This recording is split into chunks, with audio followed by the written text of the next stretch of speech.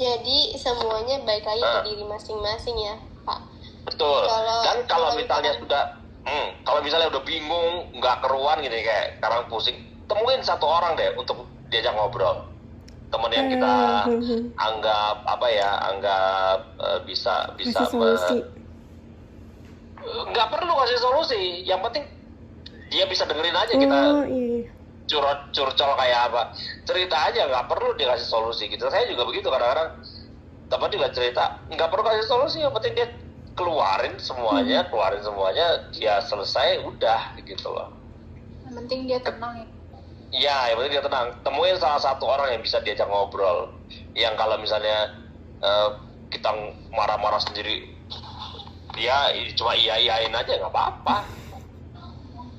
Even dia mau kasih solusi ya urusannya ntar lah gitu. Karena dia kasih solusi juga belum tentu kita jalanin kan. Iya sih. Jadi kalau misalkan ada orang nih yang lagi ngerasain quarter life crisis, dia kunci utamanya itu sebenarnya cuma perlu untuk cerita ke orang aja ya.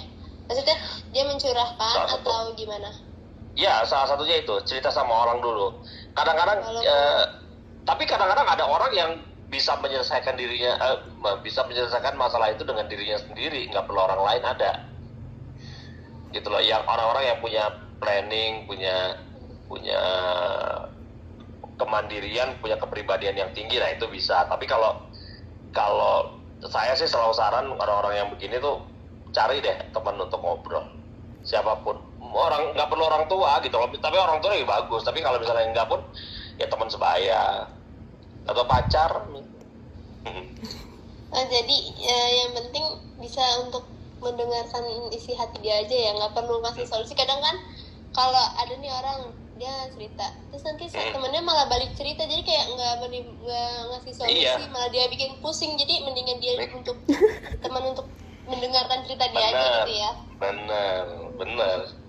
Kadang-kadang kalau kita lagi bete itu kita cerita, terus misalnya saya lagi cerita sama seorang, terus orangnya bilang, iya gue juga dulu gitu tuh, gue lagi begini deh ya, malah pusing sendiri. Ya, bener. Ya selesai gitu kan. Jadi intinya dia butuh didengarkan aja, tidak mengharuskan untuk diberi solusi. Tidak harus ya, tapi boleh. Boleh, Kalau dari Hana atau Silva ada pertanyaan nggak? Bapak, saya mau nanya, kenapa orang tuh bisa stres bahkan depresi itu karena percintaan gitu? Nah, kenapa Silva lagi mengalami? Enggak.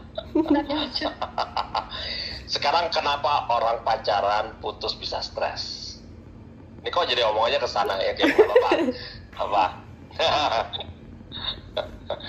Karena apa? Karena kita terlalu menggantungkan harapan kepada orang lain. Segitu orang lain kita menggantungkan harapan sama dia, sementara dianya biasa-biasa aja. Itu kan lagi pula nggak usah lah begitu sampai terlalu mencintai orang, terlalu berlebihan mencintai orang juga nggak bagus kan. Nggak bagus gitu.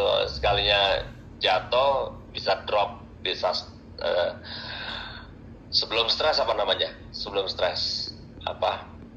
galau itu apa namanya kok di dunia psikologi. Kalau stres itu kan apa sih ciri-ciri stres apa? Murung itu belum stres. Belum. Sampai menutup sosialisasi mungkin antar teman. Boleh. Yang pertama itu stres itu apa? Bisa dari luar, bisa dari dalam. Itu yang menutup diri itu dari luar. Kalau dari dalam apa? Ada penyakit, ya kan? Misalnya apa? Migren, mah. Migren sama mah itu nggak ada sebab loh sebenarnya. Itu penyakit itu penyakit psikologis yang tidak bisa diobati, hanya bisa diringankan. Ya kan, kalau misalnya mah ya minum obat mah, besok-besoknya stres lagi mahnya nggak sembuh-sembuh. Migren, sakit kepala, minum Panadol, ya cuma sekali itu aja, besoknya ada masalah kena lagi Panadolnya. Udah bagus kalau nggak udah bagus kalau di atasnya stres apa namanya? Depresi. Nah, udah bagus nggak depresi? Kalau depresi, Bisa diri. kalau dia punya keturunan genetiknya schizofren, itu bisa lebih parah. Oh, yang mendengar bisikan-bisikan itu ya? Ya, kalau dia punya apa namanya tuh? Schizophrenia bukan sih? Iya, enggak apa namanya? Schizofren itu apa? Kelainan jiwa. Iya. Kelainan jiwa itu penyakit apa? Penyakit apa? Penyakit mental. Penyakit yang sebenarnya penyakit itu bukan penyakit sih itu sebenarnya. Gejala itu gangguan kejiwaan itu disebabkan oleh apa awalnya? Bukan disebabkan, tapi itu pemicu. Ini penyakit genetik bukan? Bukan. Schizofren itu penyakit genetik.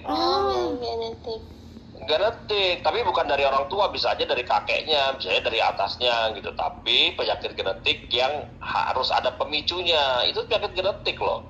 Kalau dia depresi tapi dia tidak punya keturunan schizofren, dia nggak akan jadi pasien rumah sakit jiwa. Tapi kalau misalnya dia punya sedikit aja gitu ya, berapa persen gitu, itu presentasinya tambah depresi, tambah naik, ya akhirnya dia perlu apa? Pertama dia perlu psikolog, lama-lama dia perlu bukan psikolog lagi, tapi dia udah perlu psikiater,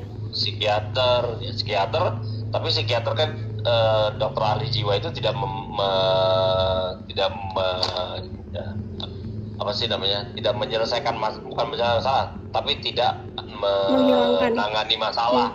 Dia hanya ngasih obat untuk penenang, ya kan? Yang ngasih solusi sama masalah ya psikolog lah urusannya, psikolog klinis. Kalau psikiater itu dia hanya kasih obat penenang. Apakah jadi tenang? Iya jadi tenang.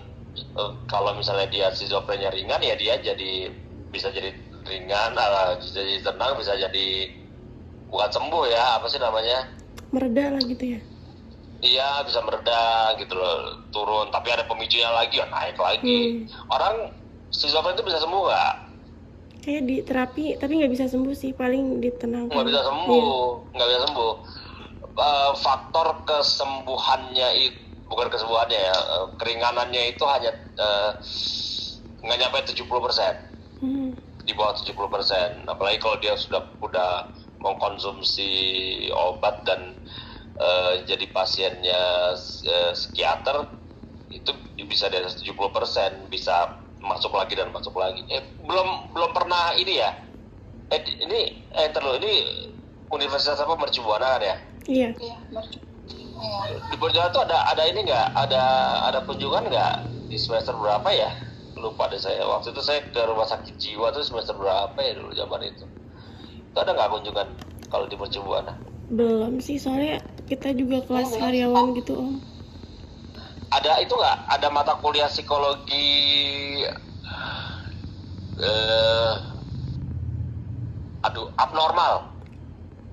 Belum sampai situ. Tapi ada nggak? Saya nggak tahu deh namanya sekarang apa ya.